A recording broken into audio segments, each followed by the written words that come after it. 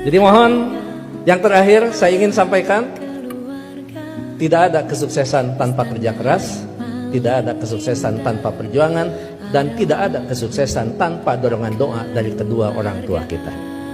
Jadi pada hari ini Anda ucapkan selamat, Anda mintakan maaf kepada orang-orang tercinta yang berkontribusi atas kesuksesan pendidikan kita. Hati-hati memperlakukan kedua orang tua. Saya tahu di sini ada master hukum, saya tahu di sini ada master manajemen, saya tahu banyak prodi yang ada di sini dan memiliki tata kelola yang sangat baik, maka itu salah satunya didukung oleh perilaku Anda setelah lulus. Pada saat Anda berinteraksi dengan kedua orang tua, jangan menggunakan pasal hukum. Pada saat ibu mengatakan, saya mau ketemu, kamu pulang, maka Anda akan mengatakan, mah tidak boleh memaksa, karena ada pasal hukumnya. Nggak ada itu, tidak berlaku untuk kedua orang tua. Pada saat Anda diminta membantu kedua orang tua, Anda jangan menggunakan manajemen yang efektif. Tidak ada manajemen dalam hubungan dengan orang tua, kecuali penghargaan, penghormatan, dan tempatkan dia sebagai di tempat yang paling sempurna sebagai kedua orang tua kita. Saya hanya ingin mengulang dengan cerita yang lama, tetapi ternyata ini memberikan sebuah inspirasi bagi kita. Mohon maaf, saya pernah jadi seorang pejabat. Pada saat saya sedang rapat, saya ditelepon oleh keponakan saya dan menyatakan ibu saya dalam keadaan sakit. Kemudian saya balas telepon itu dengan sebuah ungkapan yang agak sedikit sombong. Tolong cepat bawa ke dokter dan nanti uangnya akan saya transfer. Ternyata ibu dari kejauhan menjawab kalimat saya dengan sebuah kalimat yang tegas. Enggak usah ditransfer, yang penting kita bisa ketemu.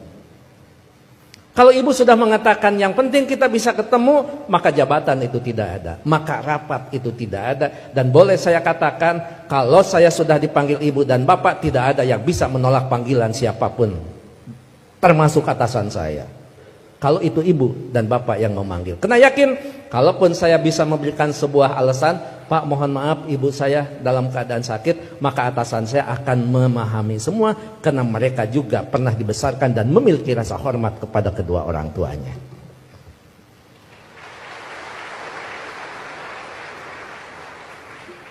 Pukul 8:30 malam saya pulang, dan saya sama seperti Anda, mungkin saya lebih kampung daripada Anda yang hari ini di wisuda.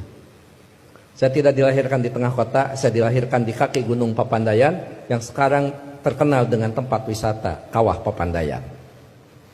3 jam saya sampai di rumah, 11:30 saya sampai di rumah. Ternyata ibu dalam keadaan segar bugar, tetapi saya tidak menunjukkan perasaan suudon kepada ibu. Kenapa? Ternyata di situ ada hikmah. Bagi seorang ibu dan bapak dalam keadaan sakit, kemudian dia menunggu anaknya terkasih dan tersayang, maka pada saat dia bertemu, maka kehadirannya lebih mujarab daripada obat yang diberikan oleh seorang dokter. Catat itu. Ibu tidak hanya menunjukkan segar dan bugar, tapi ibu juga tetap memperhatikan kesukaan makanan anaknya. Saya dimasakan sayur kacang merah, saya digorengkan asin peda, saya dibuatkan sambal terasi, dan saya juga dibakarkan pete.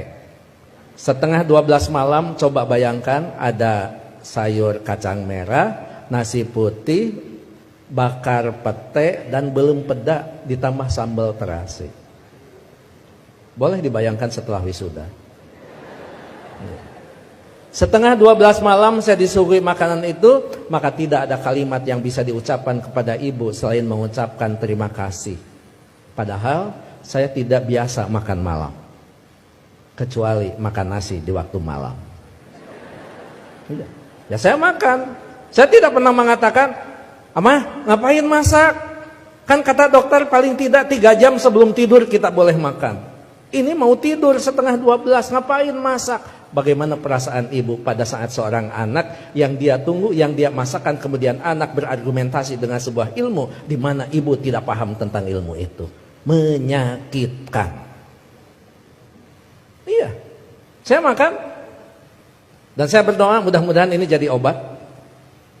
Begitu saya lirik dari sudut mata saya, ibu kelihatan bahagia. Kenapa? Makanan yang dia pasak itu betul-betul dimakan oleh anaknya.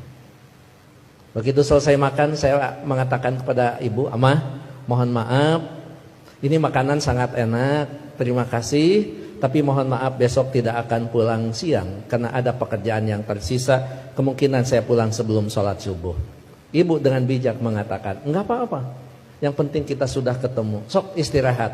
Saya sambil dituntun, dibawa ke kamar. Setelah di kamar saya diselimuti. Ibu lupa kalau anaknya adalah seorang profesor. Ayo tepuk tangan. Itulah ibu. Jadi Anda mohon maaf, baru juga ahli madya ya? Ahli madya, ibu mau nyelimutin. Ngapain? Ini baru di wisuda. Ada yang lebih tinggi lagi. Masa mah disimutin? Ini tekan sarjana. Nggak ada di depan orang tua itu. Jangankan ahli madya, sarjana, master, doktor, seorang profesor di hadapan ibu, di hadapan bapak, tetap kita adalah seorang anak yang perlu menghormati mereka.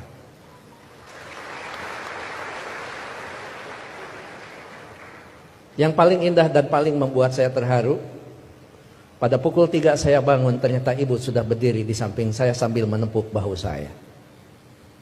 Cepat kamu bangun, jangan lupakan sholat sepertiga malam terakhir. Kenapa?